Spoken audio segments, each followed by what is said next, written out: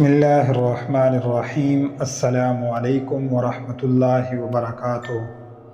دو نوجوان حضرت سیدنا عمر رضی اللہ تعالی عنہ کی محفل میں داخل ہوئے، پھر ایک شخص کے سامنے جا کر کھڑے ہو گئے اور کہنے لگے، اے امیر المؤمنین، یہ ہے وہ شخص۔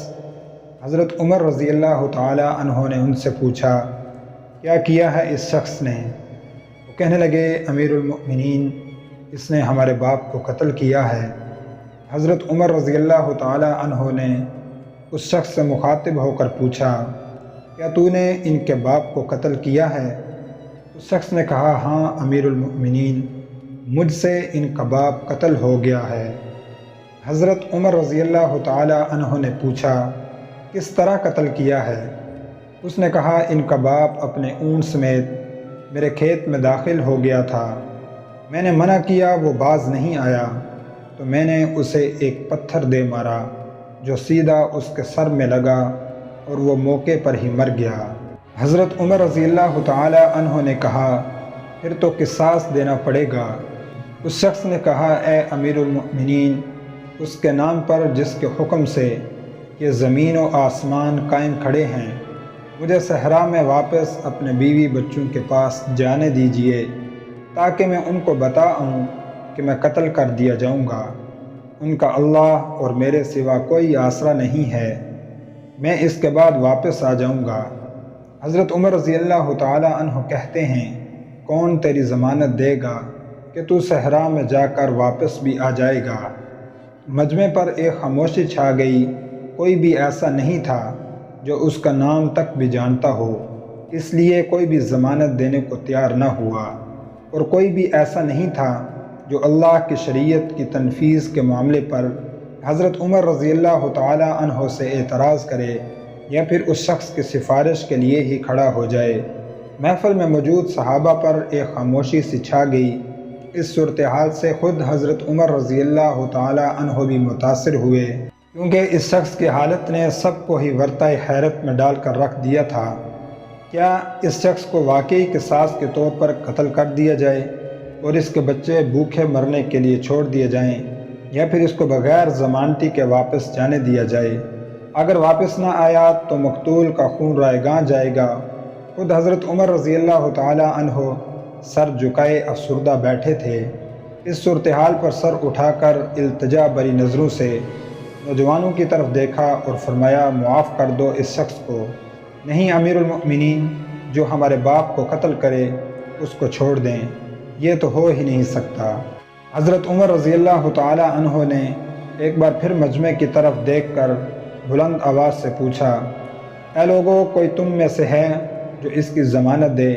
چنانچہ حضرت ابو ذر غفاری رضی اللہ تعالی عنہ اپنے زہد و صدق سے بھرپور بڑھاپے کے ساتھ کھڑے ہو کر کہنے لگے، میں ضمانت دیتا ہوں اس شخص کی۔ حضرت عمر رضی اللہ تعالی عنہ نے کہا، ابو ذر، اس نے قتل کیا ہے۔ پھر کہا، جانتے ہو اسے؟ حضرت ابو ذر غفاری رضی اللہ تعالی عنہ نے فرمایا، نہیں جانتا۔ حضرت عمر رضی اللہ تعالی عنہ نے کہا، تو پھر کس طرح ضمانت دے رہے ہو؟ حضرت ابو ذر غفاری رضی اللہ تعالی عنہ نے فرمایا، میں نے اس کے چہرے پر مومنوں کی صفات دیکھی ہیں اور مجھے ایسا لگتا ہے یہ جھوٹ نہیں بول رہا، انشاءاللہ یہ لوٹ کر واپس آ جائے گا۔ حضرت عمر رضی اللہ تعالی عنہ نے پھر فرمایا، ابو ذر، دیکھ لو، اگر یہ 3 دن میں لوٹ کر نہ آیا تو مجھے تیری جدائی کا صدمہ دیکھنا پڑے گا۔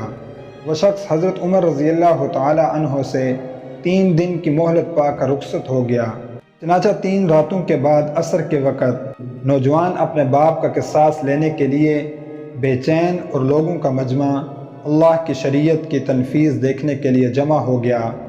حضرت ابو ذر غفاری رضی اللہ تعالی عنہ بھی تشریف لائے اور آ کر حضرت عمر رضی اللہ تعالی عنہ کے سامنے بیٹھ گئے۔ حضرت عمر رضی اللہ تعالی عنہ نے سوال کیا، کدھر ہے وہ آدمی؟ مجھے کوئی پتہ نہیں یا امیر المؤمنین۔ حضرت ابو ذر رضی اللہ تعالی عنہ نے مختصر جواب دیا، مغرب سے چند لمحے پہلے وہ شخص آ گیا۔ اس شخص کو دیکھتے ہی حضرت عمر رضی اللہ تعالی عنہ نے بے ساختہ اللہ اکبر کی صدا لگائی۔ پھر حضرت عمر رضی اللہ تعالی عنہ نے اس شخص سے مخاطب ہو کر کہا، اے شخص، اگر تو لوٹ کر نہ بھی آتا تو ہم نے تیرا کیا کر لینا تھا؟ نہ ہی تو کوئی تیرا گھر جانتا تھا اور نہ ہی کوئی تیرا پتہ جانتا تھا۔ امیر المؤمنین، اللہ کی قسم، بات آپ کی نہیں ہے، بات اس ذات کی ہے جو سب ظاہر و پوشیدہ کے بارے میں جانتا ہے۔ دیکھ لیجئے میں آ گیا ہوں۔ مجھے بس یہ ڈر تھا کہیں کوئی یہ نہ کہہ دے کہ اب لوگوں میں سے وعدوں کا ایفا ہی اٹھ گیا ہے۔ حضرت عمر رضی اللہ تعالی عنہ نے حضرت ابو ذر غفاری رضی اللہ تعالی عنہ کی طرف رخ کر کے پوچھا، ابو ذر، تو نے کس بنا پر اس کی ضمانت دی تھی؟ ابو ذر غفاری رضی اللہ تعالی عنہ نے کہا، اے عمر، مجھے اس بات کا ڈر تھا کہیں کوئی یہ نہ کہہ دے کہ اب لوگوں سے خیر ہی اٹھا لی گئی ہے۔ حضرت عمر رضی اللہ تعالی عنہ نے ایک لمحے کے لیے توقف کیا اور پھر ان دو نوجوانوں سے پوچھا کہ کیا کہتے ہو اب؟ نوجوانوں نے روتے ہوئے کہا، اے امیر المؤمنین، ہم اس کی صداقت کی وجہ سے اسے معاف کرتے ہیں۔ ہمیں اس بات کا ڈر ہے کہ کہیں کوئی یہ نہ کہہ دے کہ اب لوگوں میں سے عفو اور درگزر ہی اٹھا لیا گیا ہے۔ حضرت سیدنا عمر فاروق رضی اللہ تعالی عنہ اللہ اکبر پکار اٹھے اور آنسو ان کی داڑھی کو تر کرتے ہوئے نیچے گر رہے تھے۔ معزز سامعین، ایسی ہی علمی، معلوماتی اور سبق آموز ویڈیوز دیکھنے کے لیے آپ ہمارے اس چینل داستان اسٹوڈیو کو سبسکرائب کر لیں۔ اپنا بہت سا خیال رکھیں۔ السلام علیکم۔